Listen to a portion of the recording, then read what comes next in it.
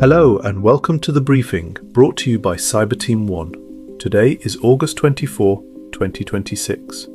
In the next 10 minutes, we'll cut through the noise and bring you the cybersecurity intelligence that matters most to business leaders and defenders.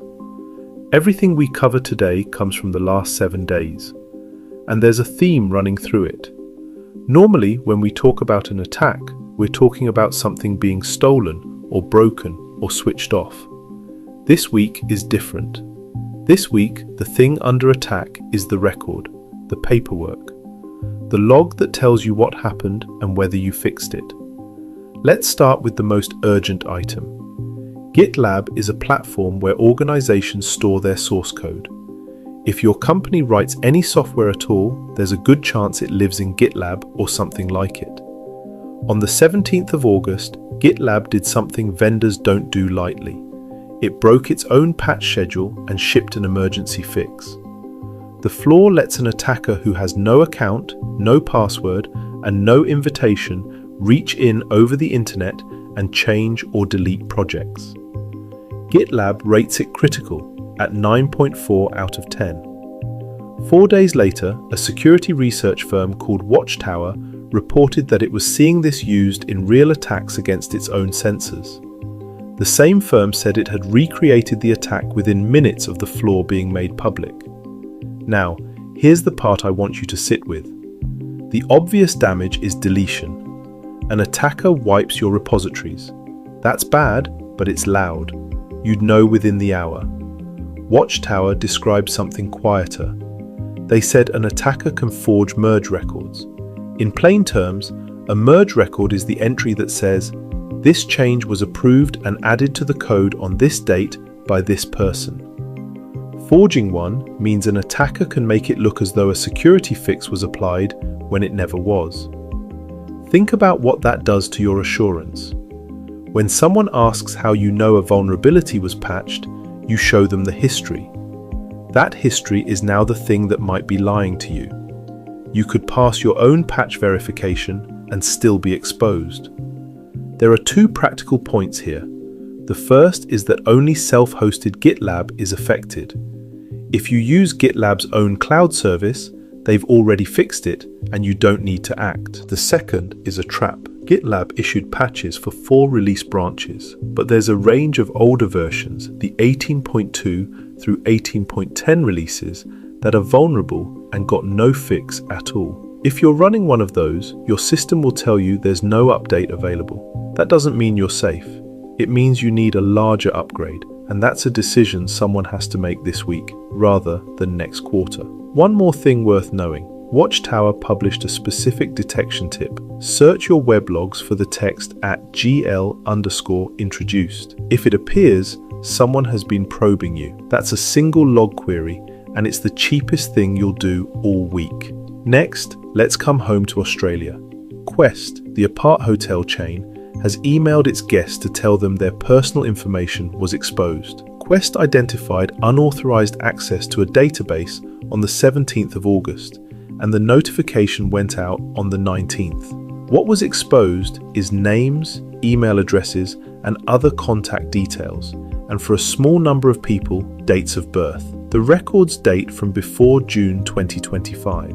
Quest runs more than 120 properties across Australia, New Zealand, and Fiji. Quest has said the incident arose from a vulnerability at a third-party service provider. It hasn't named that provider, explained how the breach happened, or said how many people are affected. Now, on its own, a name and an email address doesn't sound like much, but combine a verified full name with a confirmed stay at a specific hotel brand, and you have the makings of a very convincing phishing email. The attacker can reference a relationship that actually existed, add a date of birth, and you're into the territory that organizations still use to verify who they're speaking to on the phone. The bigger lesson here isn't about Quest, it's about the shape of the failure.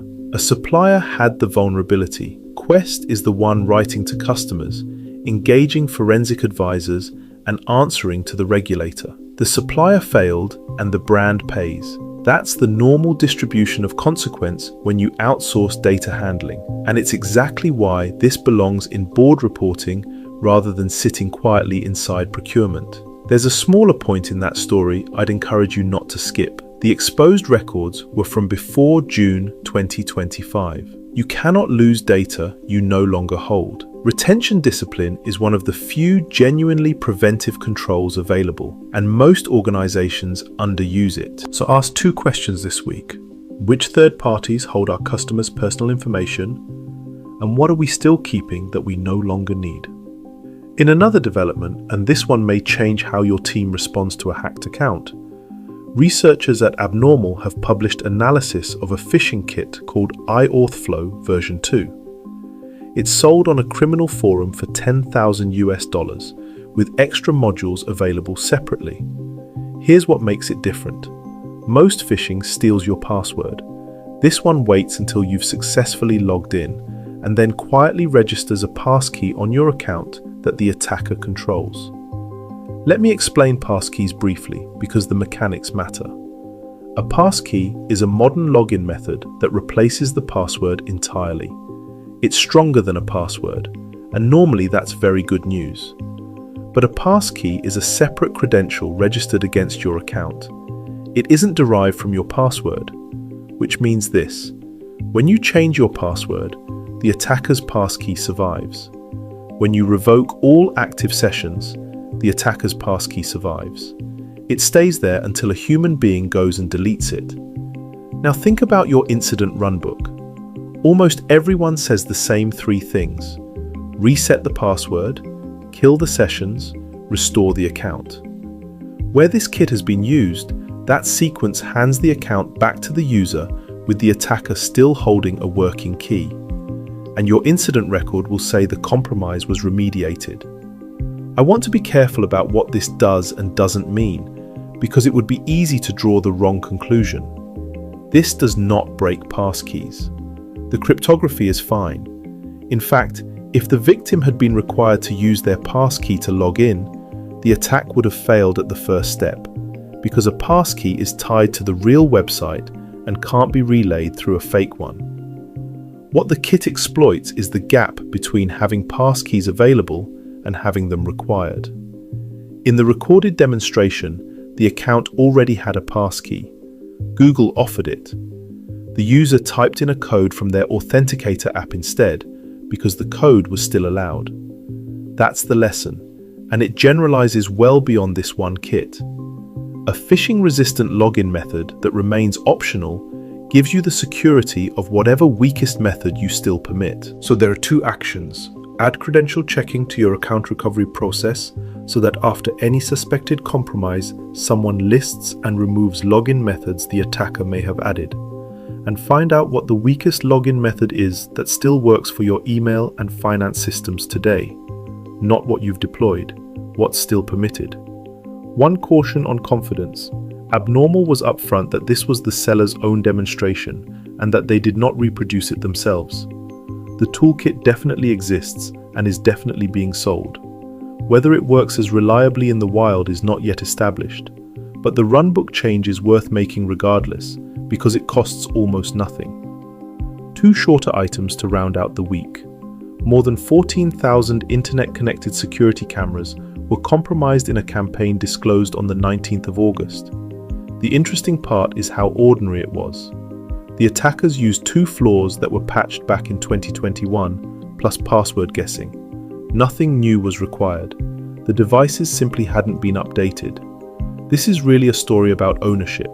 Security cameras get bought by facilities, installed by a contractor, and then never touched again. They're often missing from the IT asset register, excluded from vulnerability scanning because they're not IT, and left on shared passwords. So ask whether your camera estate is in the asset register. If it isn't, your patching numbers don't describe your actual environment. And finally, Microsoft fixed a flaw in its consumer Copilot assistant on the 18th of August. A single click on a crafted link could have made the assistant quietly pull data out of the user's connected email, files, and calendar and send it to an attacker. There's nothing for you to install. Microsoft fixed it on their side, and the researchers found no evidence it was ever used. The reason it's worth 30 seconds of your attention is how it was discovered. Researchers at Varonis kept asking the assistant to explain why the attack shouldn't be possible, and it explained enough about its own workings to reveal the answer, which is a useful thing to know if you're deploying assistants of your own. So, to wrap up, the record is under pressure this week. Merge histories that can be forged, an extra key added to an account that no reset will remove, and a camera fleet nobody was tracking. In each case, the first thing to fail was the organization's own evidence about its state. 3 things to do. Check your GitLab versions and search your logs for that string. Add credential enumeration to your account recovery process, and get a list of the third parties holding your customers' data. That's it for this edition of The Briefing. Stay alert, verify the facts, ask the hard questions, and we'll see you in the next one.